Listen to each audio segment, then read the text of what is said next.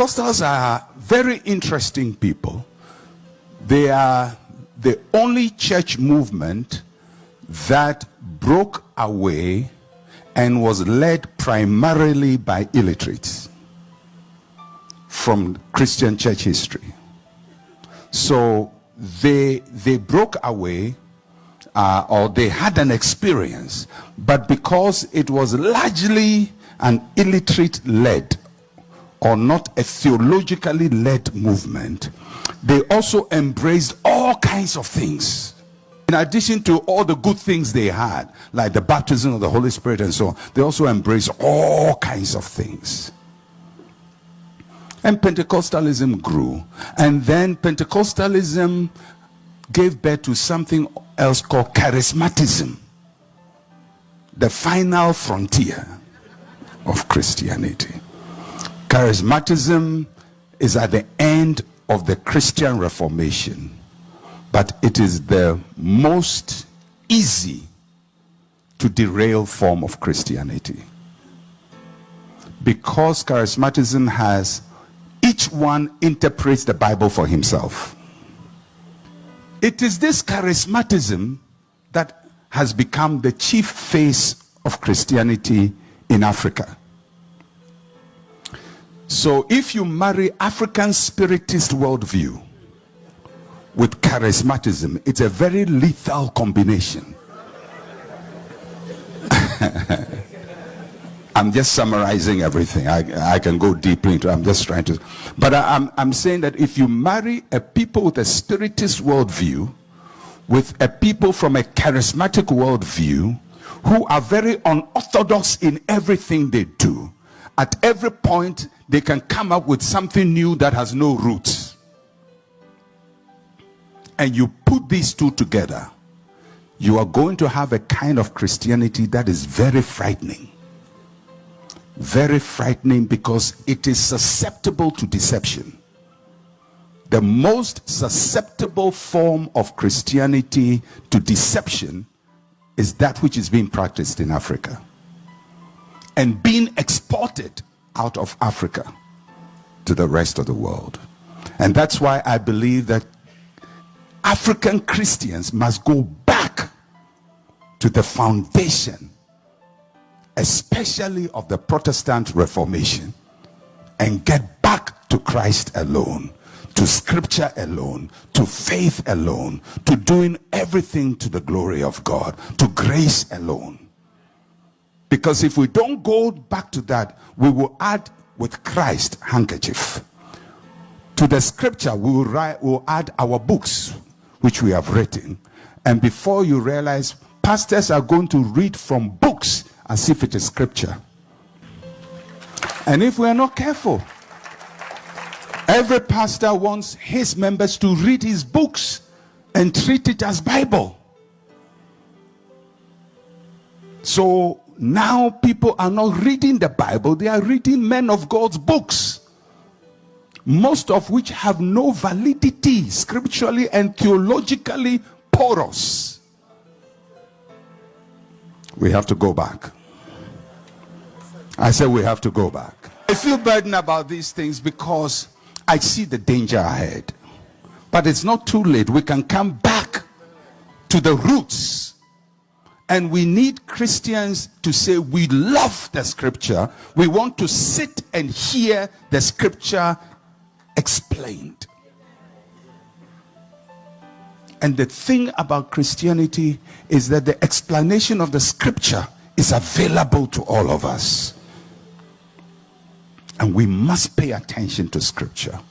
And anything that deviates from scripture, we must sanction it and determine that we will not perpetuate this kind of fluid Christianity, where every moment somebody is coming up with something else. You listen to I don't listen to Christian television much because it is horrible. It's horrible.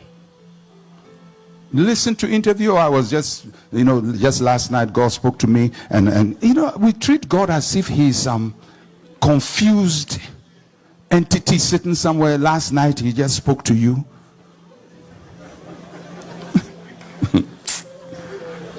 then they will come up with something God said, and God said to me, son, this is why. And what they say God said. You say, which God? The God of the Bible?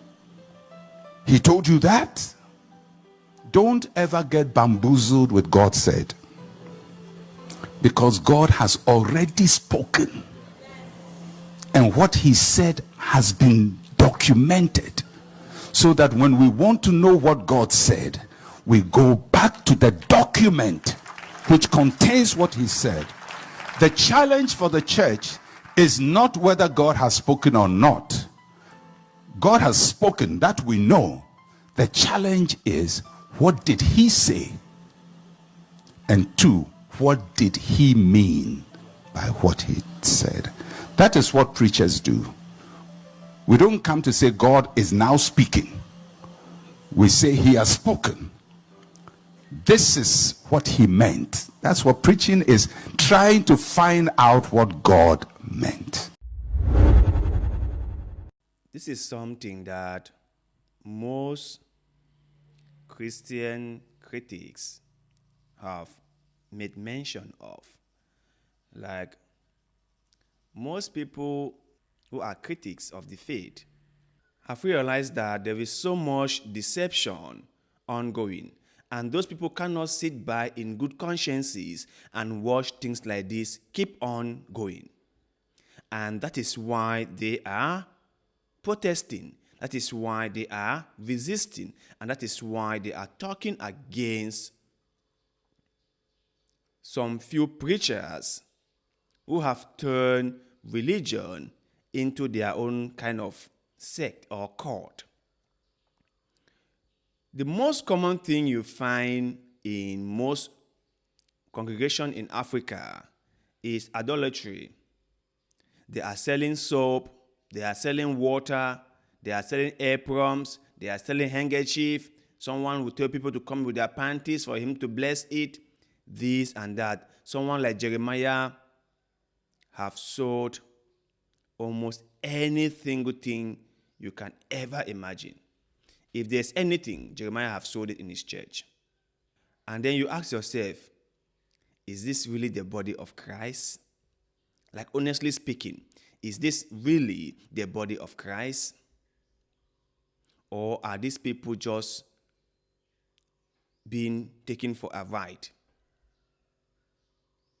So, like the man of God said, there is a time for people to make a 360-degree turn and do the right things. But I'm guessing they won't, because there is so much benefit from preaching what they are preaching. Some men of God will not want to hear what this man of God was saying, because the doctrine they are preaching now, the deceptive doctrine they preach now, benefits them like a lot. The signs and wonder doctrine they now preach give them so much money. So why would they change? Why? Why? You see, they are self-interested. So why would they change? But like I've always said, those who the gods want to destroy first made mad. You see all this thing going on in Africa, that is the beginning. You can see the preachers saying we are taking over, but they have no idea that it is their own undoing they are heading to. Don't worry.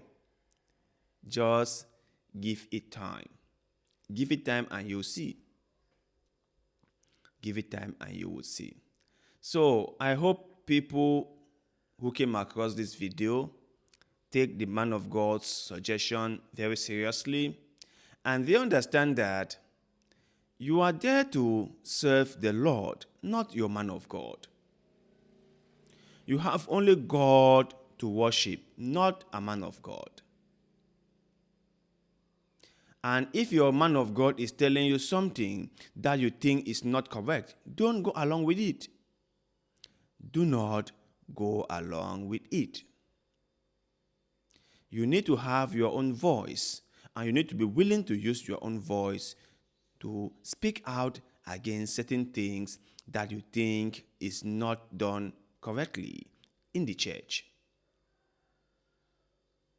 You should be able to do that. But anyway, let me hear your own opinion in the comment section below. What do you think about what the man of God said? Is he on point to say that Christians and some preachers are trying to replace God with idolatry? Is it right to say that? And can you give me your own overview of the whole charismatic movement in Africa? Do you think that it has served a larger purpose? Or maybe some preachers have just used this movement to enrich themselves? What is your take on all this? Share that with us in the comment section below, because like always, we love hearing what you have to say. And please don't forget to like the video, share the video, follow us on Facebook, and also subscribe to this channel, because that helps us a lot and we shall forever be grateful to you. Thank you for the love and support, and like always, see you in the next one.